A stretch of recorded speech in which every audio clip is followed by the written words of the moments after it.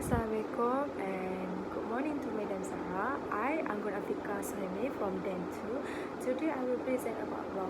The topic that I will present is law of contract, legal aspect of business entities.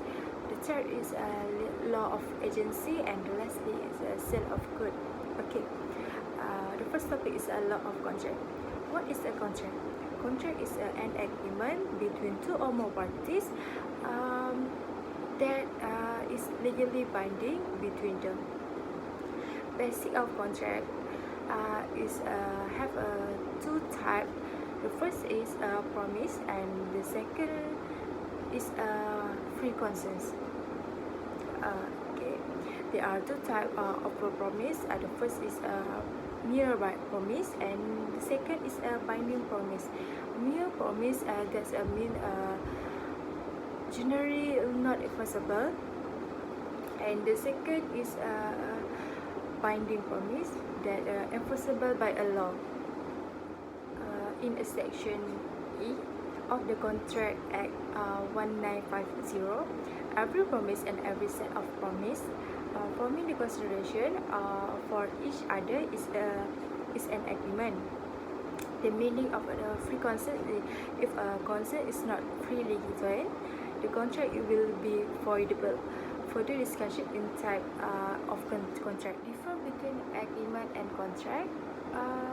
The section I present before this is for an agreement. For the contract is section 2H of the Contract Act 1950. An agreement enforceable by law is a contract. An agreement which is legally binding between the parties. Also have a section 2G. An agreement not enforceable by law is said to be void. Type of contract. There are three types. The first is a valid, void, and lastly is a voidable. Valid contract. A contract will be valid if all the 9 elements of a contract is fulfilled. Effect: if a breach of a contract happens, the parties affected may end their contract and enforce their case to the court and claim remedies. What can affected parties claim? The first is a terminate contract. Effect of a refusal of party to perform promise fully. Section 40. When a party to a contract has refused to perform or disable himself from performing his promise in its entirety, the promise may put an end to the contract unless he has signified by word or conduct his acquiescence is a continuance. The second is ask for compensation. Party rightfully rescinding contract entitled to compensation. Section 76. A person who rightly rescind a contract is entitled to compensation for any damage which he has sustained through the fulfillment of the contract. Void contract. When a contract is void, it is not valid. It can never be enforced under state or federal law. A contract can be void if the act for valid contract is not fulfilled. The second is if the contract is not enforceable by a law. Section void is section 26. An agreement made without a consideration. Section 27. Agreement to restraint of marriage. Section 28. Agreement on restraint of trade. Section 29. Agreement to restrain legal proceeding. 30. Agreement which is not certain or not capable to be made certain. Okay. Section 31. Agreement by way of wager. For voidable contract, the meaning of a voidable contract is a contract will be voidable if it made without the free consent of the parties. In fact, if the parties affected does not allow the contract to happen, the contract will be void. So the affected parties can claim restitution from the court. If the parties affected allow to the contract made the contract will be valid. The affected parties cannot claim anything from the court. Okay, free consent defined section 10. All agreement are contract if they are made by free consent. Section 13, consents. Two or more persons are said to consent when they agree upon the same thing in the same sense. Section 14, free consent. Consent is said to be free when it's not caused by coercion, under influence, fraud, misrepresentation, and mistake. Basic element of a valid contract have a 9 elements. The first is offer, acceptance, consideration, intention to create legal relation, certainty, legal capacity, and free consent. The first is offer. Offer, there's a promise to do something, or promise or not to do something. Maksudnya kat sini, offer tu tawaran.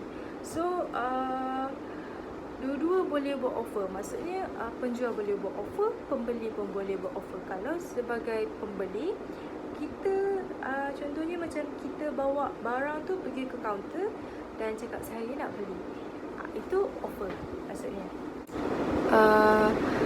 Acceptance. For the acceptance is section 2B.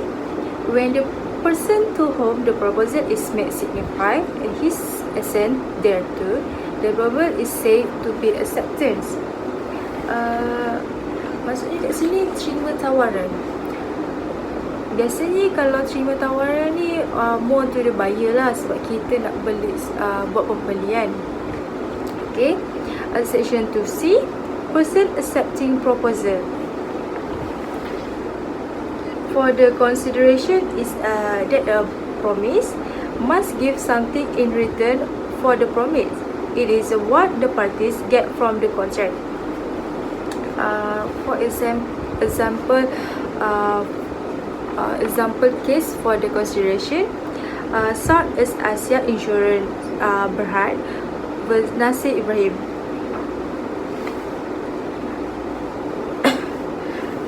Another example is a car subject matter. The third is legal. The third is intention to create legal relationship.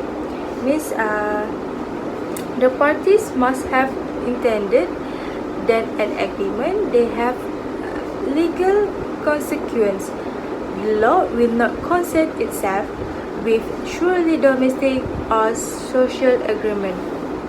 Maksudnya dekat sini, dia ada niat untuk membuat satu perhubungan. Ada dua, iaitu family and friends. The second is commercial. Certainty. Section 30, Contract Act 1950.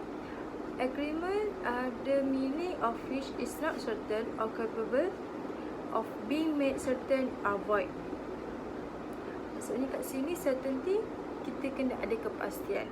Legal capacity, they are more to competent, layak lah. Section, list of a section, section 10, section 11 and section 12. The first is have a income. The second is sound mind and the age. Maksudnya kat sini legal capacity ni dia lebih kepada kita punya physical. Maksudnya Bila seseorang tu nak buat kontrak, dia mesti ada income, dia mesti sempurna akal, and lastly dia punya umur mesti cukup. Kalau nak cukup mesti 18 tahun ke atas. Tidak boleh for full consent. Section 14 coercion, misrepresentation, fraud, mistake and under influence. Section 14 coercion maksudnya dia tidak dipaksa. Contohnya ubutan, bunuh family, rogol dan lain-lain. Kalau misrepresentation, salah nyata, maksudnya dia tak ada niat nak menipu. Okay, kalau fraud, dia menipu, tipu ada niat. Contohnya macam scammer. Kalau mistake, dia tersilap. Kalau under influence, dia sesuatu macam pengaruh. Term and condition in a contract. Term of contract have two types. The first is express term and implied term. Express term does mean a term of agreement which the parties of contract have out in writing, verbally, or mixture of the two. Implied term of contract which are also obvious that it goes without saying that they form part of a contract. Condition in a contract. First is contract condition and warranties. Second is warranty. For the condition, essential to the main purpose of the contract, associated method. For warranties, collateral to the main purpose of the contract. Discharge of contract. The meaning of discharge of contract is a termination of the contract and free from the obligation. The first is discharge by performance. Performance must be precise and exact, fulfilling completely the contractual undertaking. Section 38(1) and Section 38(2). The number 2 is discharge by agreement. Agrees or consents that the contract will be discharged. Section 63 and Section 64. Number 3 is discharge by impossibility of performing. At the time of contract was made, Section 57, the contract was made frustration. Section 57(2). Remedies for breach of contract. Remedies is what suffering party in a contract can claim in the court against the other party. First is damage. Granted to a party as a financial compensation for a damage, loss or injury he has suffered through breach of contract. The number 2 is a rescission of contract. Cancelling the contract. Allow the innocent party to cancel the contract due to mispresentation by the other parties. The number 3 is a specific performance. The remedy is given at the discretion of the court. Number 4 is injunction. It is an equitable remedy.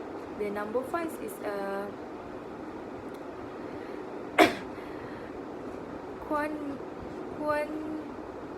quantum merit. It is much as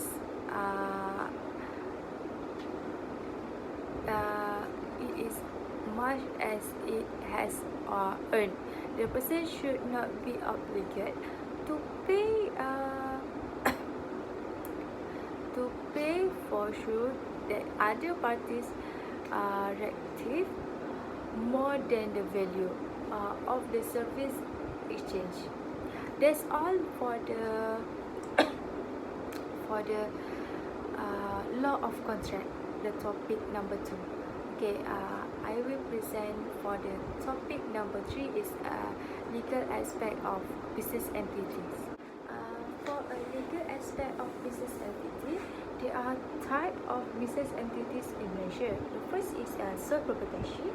The second is partnership, and the third is company. Proprietorship is milikan tunggal for in Malay. Partnership is perkongsian, and third company is syarikat. Sole proprietorship, milikan tunggal.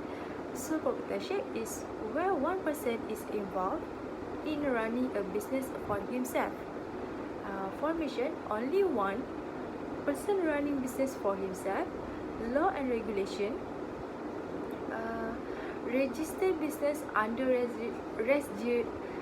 Registration of Business Act 1956. Management, the sole proprietorship owns and manage the firm himself. Sole proprietorship can employ employees to manage the firm for him. Maksudnya kat sini sole proprietorship dia memiliki dan boleh menguruskan syarikatnya dengan sendiri.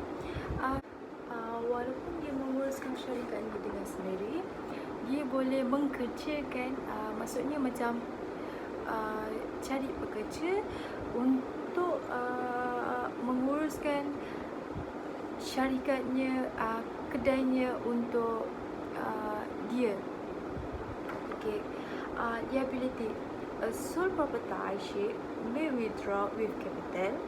Liability for firms debts is unlimited, can sue and be sued in his name. Maksudnya kat sini modal untuk membuat milikan tunggal ialah modal sendiri. Contohnya macam duit kita sendiri atau family ke, contohnya macam tu. Sebenarnya kat sini liability tidak terhad. Dia boleh mendapatkan untungnya sendiri dan kerugian dia sendiri. Bila ada kerugian, dia kena menggunakan aset peribadinya untuk menyelesaikan hutang-hutangnya. Okay. For the partnership definition is a partnership is the relationship that subsists between two or more persons carry on a business in common with a view of profit. The business is not incorporated. Formation normal to 20%. Professional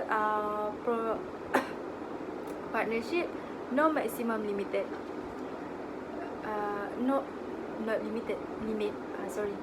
Law and regulation, registration with Companies Commission of Business (CCM) under Registration of Business Act 1956. Management, partner are agent of the firm for carrying on its business in the ordinary course of business. Maksudnya kat sini partnership ni dia ialah dua atau lebih orang untuk menjalankan bisnesnya untuk mendapatkan profit. Lepas tu cara pengurusannya, dia adalah ejen untuk bisnes tu. Tak semestinya perkongsian ni semua kena kerja. Dia ada beberapa jenis rakan kongsi. Maksudnya kat situ ada yang tidak bekerja tapi dia hanya mengeluarkan modal, ada yang bekerja dah mendapat gaji dan macam-macam lagi. Untuk liability, partnership can withdraw capital. Liability to firm the debt is unlimited. For the company, company definition, a company is a voluntary association of persons formed for the purpose of doing business, having a purpose of doing business, having a distinct name and limited liability. Formation, private, private company is 50%. For public company is no maximum. Law and regulation under registration with Company Commission of Malaysia (CCM) as a company under Company Act 2016. Management. Members of company is neither is manager, director, or is agent. Type of company have a six. The first is enterprise, limited liability partnership, private limited company sedia berhad, private limited company, company limited by guarantee, and six foreign company. Incorporation company. Incorporation of company refer to the legal process that is used to form corporate entities or a company. Effect of incorporation have seven. The first is separate legal entity. Once a company is incorporated, the company is a distinct member from its member or its own founder. Example for a case, separate legal entity is Solomon. Solomon Solomon and Company Limited. Solomon is selling shoes and he transferred the business to a company. He lent an amount to the Solomon company for the capital of the company. He is a secured creditor. One day, the company is bankrupt and Solomon wants his money back because he is a secured creditor and Solomon company is an insecure creditor. So Solomon can have his money back because Solomon and Solomon.co is two different entities. Once Solomon is incorporated, a Solomon company is a distinct member from a Solomon. Okay, the number two is can own property. The company can own property under company own name. The example, AirAsia buy an aeroplane under AirAsia Group Berhad. The third is can incur its own liability. The fourth is liability, limited liability. Maksudnya kat sini depends on your share. The liability of the member of the company is limited either by share or guarantee. Five is can sue and be sued. For example, if AirAsia Berhad fail to perform their contract or if other parties fail to perform, AirAsia Berhad can sue and be sued on its own name. The sixth is a method of receiving income.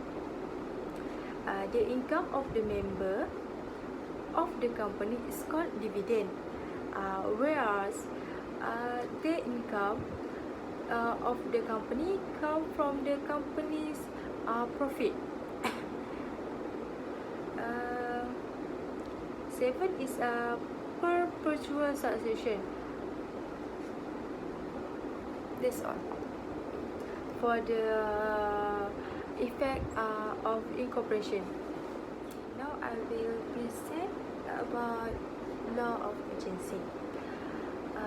Agency is a relationship which subsists between the principal and the agent who has been authorized to act for him or to represent him in dealing with other. Principal, Section 135, Contract Act 1950. The person for who such act is done is who represented is called by the principal. Section 136. Any person who is of the age of majority according to the law which is subject and who is sound mind may employ an agent. Agent, section 135. An agent is a person employed to do any act for another or represent another in dealing with the third person. Section 137. Any person may become an agent, but no person who is not of the age of majority and of sound mind can become an agent so as to be responsible to his principal to the provision in that behalf here in contain. Okay. Type of agency. The first is by formation. The second is by function, and the third is by authority.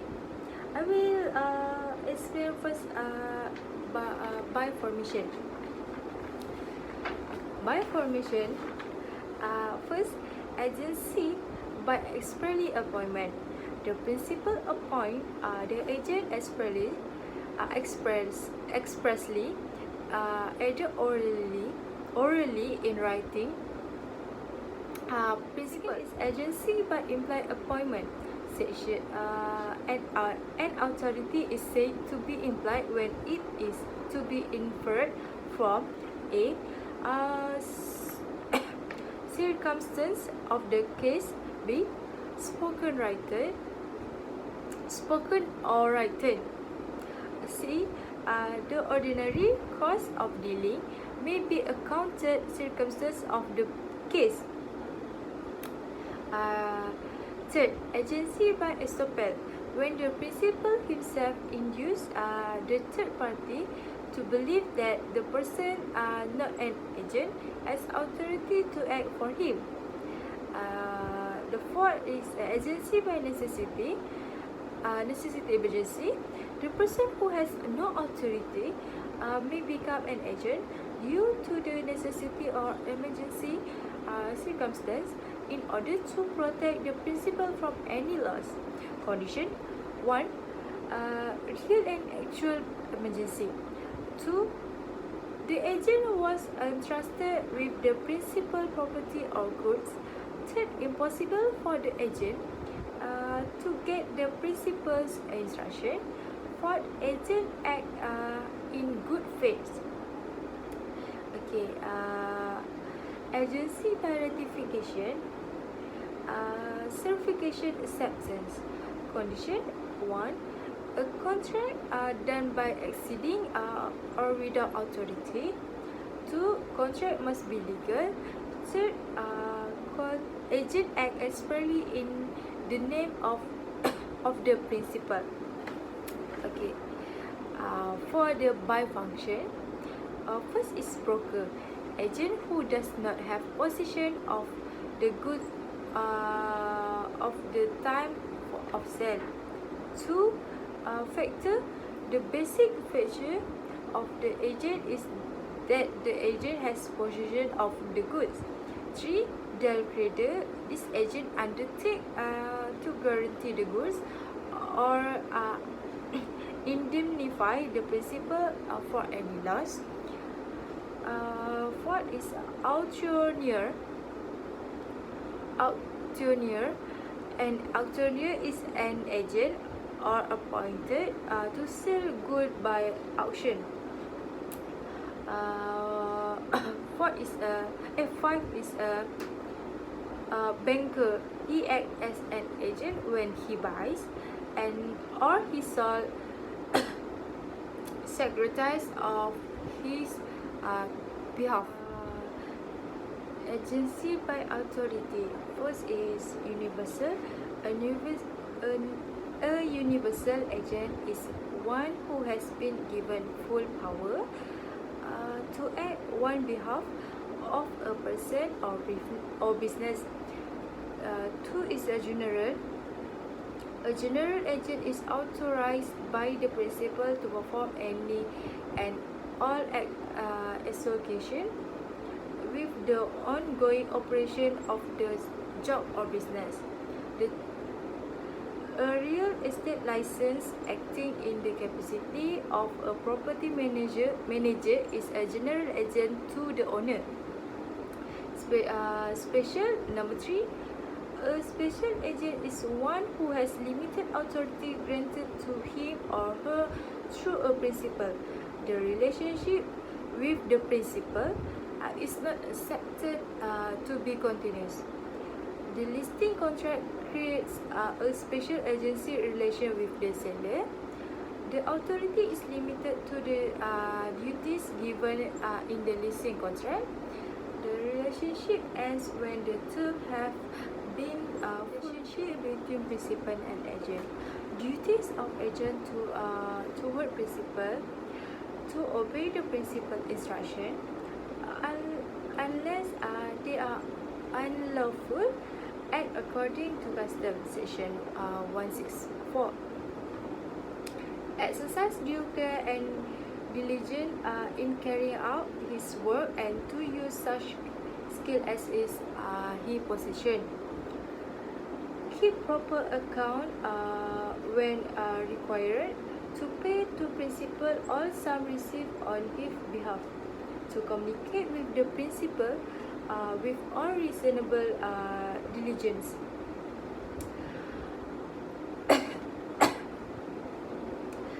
Prohibition on agent conflict of interest, to prevent his own interest from conflicting with his duties.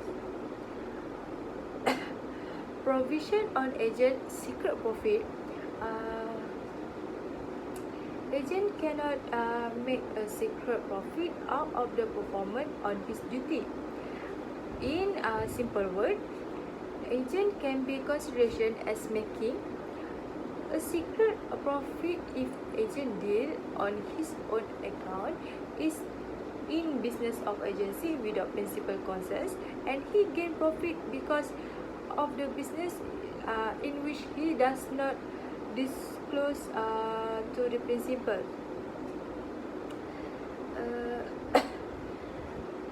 Maksudnya dekat sini dia ada banyak cara. Dia boleh jadi dia tak mentaati arahan principal. Maksudnya dia boleh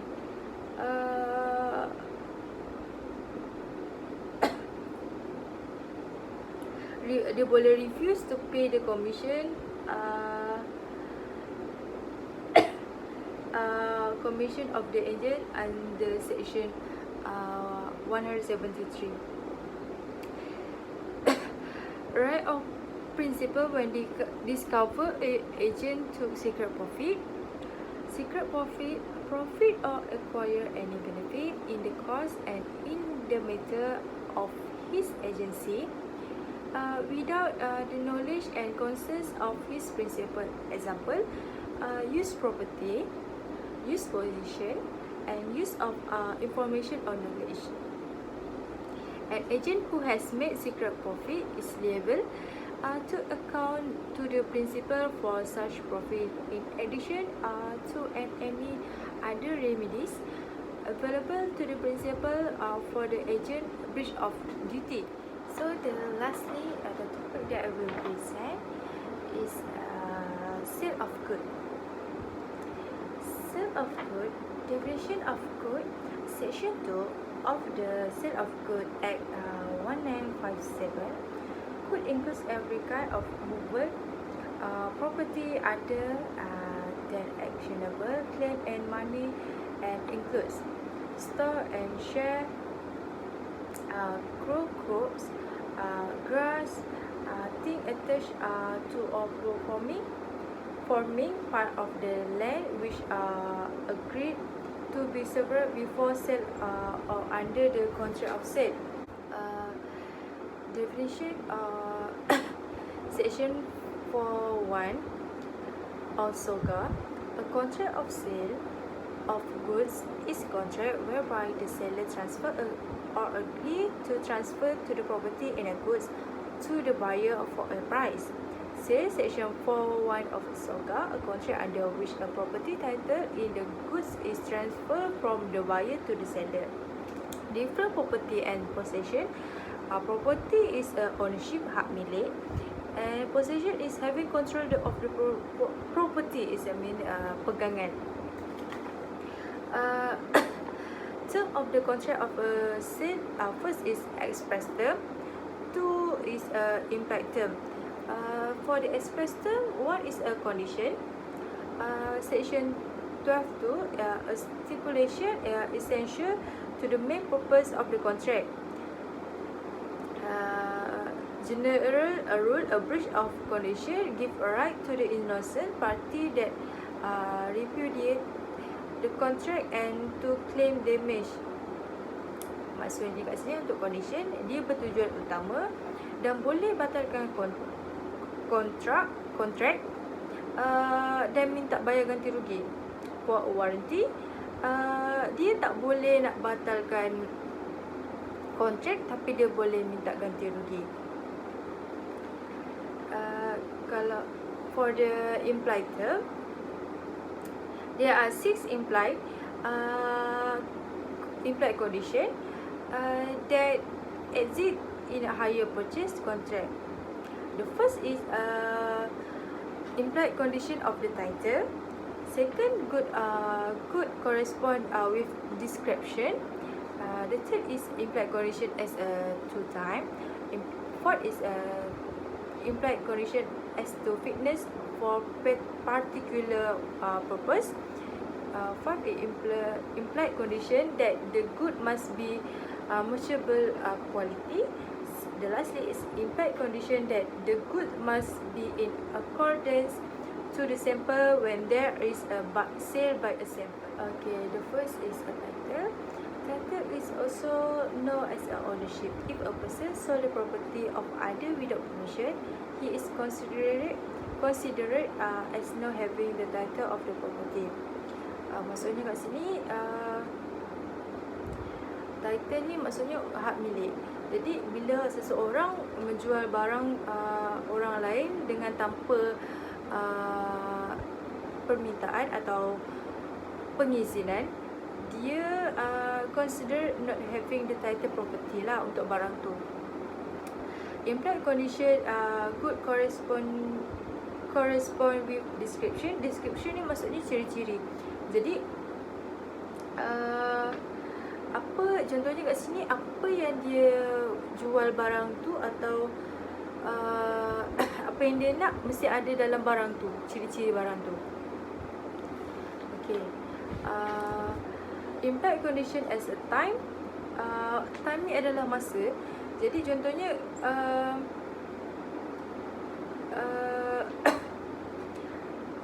buyer fail to pay by agreed date is thus not automatically entitled to the seller to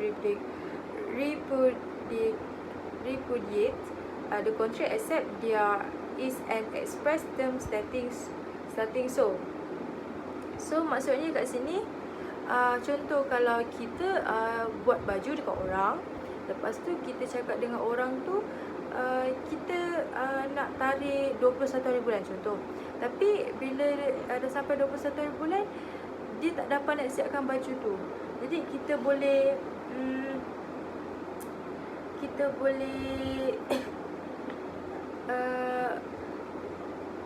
sue dia. So implied condition as a fitness for particular purpose. Fitness, the suitability of the goods bought for the purpose mentioned to the seller. For this condition, the buyer must mention his purpose of buying the goods. If not, he cannot claim breach of implied condition as the fitness against the seller. Maksudnya macam ni. Contoh kalau saya ada allergic kepada kacang. Jadi saya kena bagi tahu kepada seller tu untuk jangan buat kek tu dengan adanya kacang. Jadi saya dah bagi tahu dia, sekiranya kalau dia masih membuat kek tu dengan ada kacang, saya boleh sue dia dan saya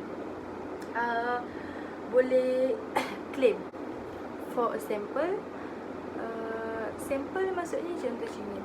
kita beli barang dekat luar, orang promoter akan bagi sampel dekat kita.